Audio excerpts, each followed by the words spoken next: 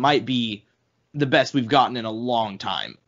Like, Anthony Smith, Alexander Rakic is the main event, and then Robbie Lawler, Neil Magny. Robbie Lawler stepped in on, like, I think he only got this fight a week ago, and he's taking on Neil Magny. We can start off in the main event. Anthony Smith, obviously, in my opinion, kind of one of the more entertaining fighters at 205. I mean, I thought his rise up through the ranks at 205 pounds is one of the most entertaining stories in a long time. You know, a journeyman who had something like, he was like 29-13 when he moved up to light heavyweight, and he just goes on a killing spree. He put Shogun and Rashad Evans out cold. He choked out Volkan Oezdemir, and then he got the shot against Jones, came up short, and then he turned around, submitted Gus. He's coming off a loss, though, against Glover Teixeira earlier this year, one of the worst beatdowns of all time, getting stopped in the 5th round earlier in May. And then you got Rakic, who's, you know, one of the higher-rated prospects in a division with a lot of really good prospects. I mean, we got Alexander Rakic, we got Yuri Posaka. We've got a lot of good dudes at 205. Wow, my voice is going away. I should have had more Rogue energy. But Rakic, you know, he's got wins over Marcin Prokhnio, Francis Morrow, Justin Ledet, Devin Clark, and the best win of his career, Jimmy Manawa. He is coming off a split decision loss to Volkan Oezdemir last December, but very much an up-in-the-air fight. Rakic, you could argue he won that Volkan fight, but this is very much an up-in-the-air fight, but it should be a banger. Who are you leaning towards in the main event? No, I was asking, did you hear what I said before that? Yeah, no, I got you. All right, who were you leaning towards in the main event? Well, like I was saying, last time out, we had last time we saw Anthony was probably one of the most devastating moments I've ever seen a UFC fighter's career. Constant damage, no real ability to cut back at the human being. It was bad. Bad stoppage, corner should have stopped, a number of things, right? Everything that could have gone wrong went wrong, It was not a good look. It was worrisome, but granted, Glover's killing it, so maybe it was a one-off thing, and Anthony will rally back. Because before that, Anthony had been beat Gus, and it was like, oh dang, this is, he fought John, gave John a pretty good fight. Could have taken a win from John if he really wanted to, but and then followed that up by beating Gus, who had been probably the hardest fight for Jones for a while, for a long time. And sends Gus into retirement. No, I was kidding. Not necessarily. But, he did for a year. He did for a year, yeah. And to follow that, and after that he fought Glover, right? There was no fight in between? Yeah, no fight in between. So we got like the complete opposite end of the spectrum following that, but I don't know if that was a one-off with Glover, versus Anthony, or maybe there was something there, or stylistically the matchup did just not work out. I was really thrown off. I didn't expect that at the time. So I'm curious to see how he kind of rallies back from that adversity in this following fight. And then same here with Rakic.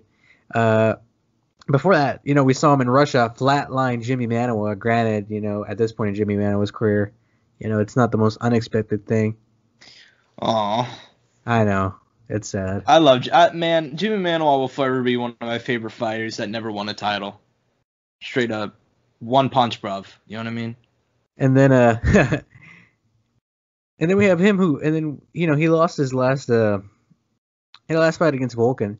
But we saw Volkan fight this year. First time ever in Volkan's career. Got KO'd by Yuri. Granted, 3 years resume, it's not a surprise. There's just as far as kind of where they're both at in their career, I don't know what to expect. I know I need to pick someone, and I will here. I think I'll lean the Anthony Smith route, but as far as just a difficult fight, not necessarily because of everything going on, or career or level of opponent. It's just kind of the situation they're in. It kind of makes this fight difficult to choose. Because they're on complete opposite ends of the spectrum almost, I feel. Yeah, and I feel like that's relatively accurate, especially in terms of their upbringing, through the division and their rise. They could not be further apart. Anthony Smith went on a tear. He looked phenomenal, and he just immediately shot into the title conversation. And part of that was because he was around for so long, but he was never really a highly rated guy before he, rose up the division. But his first fight at 205 was against Rashad and then Shogun and then Volkan. Rakic he's gone up the ranks and he's taken his development step by step, moving up from Russia to the UFC, kind of fighting on the regional cards and then facing the guys like Manoa and Volkan. I'm going to lean Alexander Rakic here. I think his striking is it's phenomenal. I'm a huge fan of this kid, and I've been a fan of this kid for a while. He's still only 28. He's relatively young. He's only had 2 losses in his career, and one of those was one you can argue he should have won. And he has a lot of power in his punches, 9 wins via knockout, and the Jimmy Manoa knockout is one of the most devastating things I've ever seen. I thought he should have beat Oezdemir. I'm going to go him over Anthony Smith, and I feel like part of that also is that Anthony Smith only 4 months ago had the worst ass kicking I've ever seen. And in terms of UFC fights, it was one of the most devastating fights I've ever seen. That's not exaggeration. That's not me trying to be mean. That's just the way it was. It was disgusting. Like, he lost teeth. He broke, multiple things in his face. I have no idea how he's back already, to be completely honest with you. So for me, I just don't see how he could come back from that so quickly and face a guy like Alexander Rakic and just immediately rebound. I just don't see it happening. Regardless, moving on to the co-main, 2 welterweight mainstays, former welterweight champion Robbie Lawler taking on Neil Magny. Lawler we have not seen in a long time. He's kind of he's at a weird stage in his career, honestly. I mean, he's lost 4 of his last 5, but you have to look within those fights. I mean, he's only fought 5 times in the last 4 years. One of those was a loss to Woodley where he lost his belt. One of those was a nice win over Cowboy Cerrone when Cowboy was kind of moving up in 170 and he was going on an amazing tear. He lost to Rafael dos Anjos where he tore his ACL in the first round and he lost via decision, so he's really handicapped. He lost to Ben Askren in a fight where it was a technical submission and he didn't go out. And the other one was a fight to Colby Covington, who that's a terrible matchup for Lawler any day. And then you got Neil Magny, who, he's on a 2-fight winning streak right now. He's won 4 of his last 5, with his 1 loss being to Santiago Ponzinibbio. I thought against Li Jianliang in March was the best Neil Magny performance of his entire career, and he's been around for a long time. He's beaten guys like Lombard, Gastelum, Eric Silva, Johnny Hendricks, Condit. I think this is really going to be either one of 2 ways. This is going to be the fight that propels Magny back into the title conversation. If you can argue he would deserve a top 5 guy after this. I mean, and it feels weird because he's only ranked 14, but 4 of 5 wins, Condit, Li Jianliang, and Anthony Rocco Martin, and then you add in Robbie Lawler into there, that would be 5 of 6, with a lot of those being really, really great wins, 2 of those being former champions. But also, if Lawler wins here, he puts himself right back into that conversation as well, and he's also a very big name. He's a very big draw. But I don't know, man. It's going to be interesting. Who are you leaning towards? Because for me, this is really a toss-up fight. No, you're right. I don't like I tell you, it's a kind of like I said in the first fight. It's a matter of kind of where they're at this point in their career. You know what I mean? Because Robbie's already won. He's been there. He knows what he needs to do. Magny kind of building his way that's still there, kind of still trying to pick at it. He's 33. He's older, but he's not out of it yet. He's still trying to get that shot, and he's not far from it. And he's found his opportunity here. It's just a matter of will he piece it together and get there?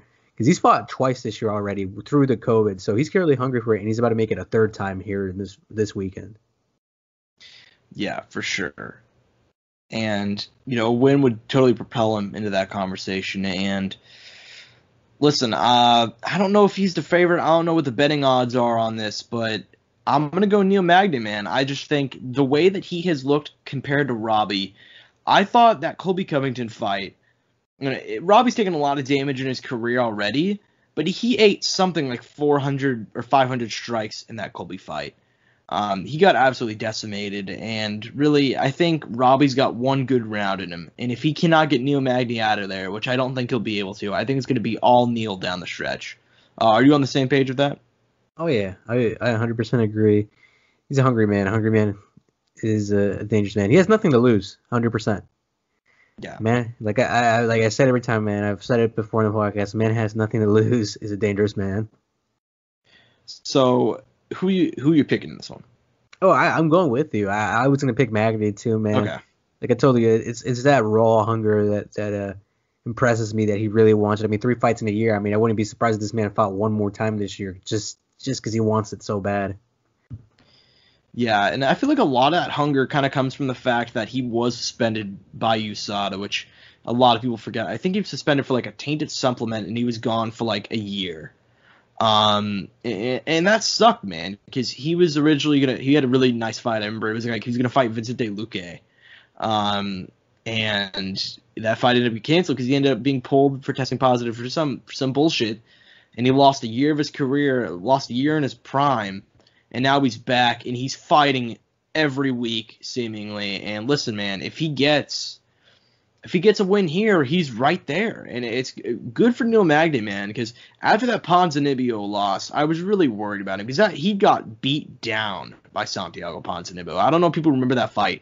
Ponzinibbio beat the absolute hell out of him. And before that, he had two nice wins. Craig White, who was a former Cage Warriors title challenger, and then Carlos Condit, who was, former interim champ. And Condit was on the comeback trail at that point.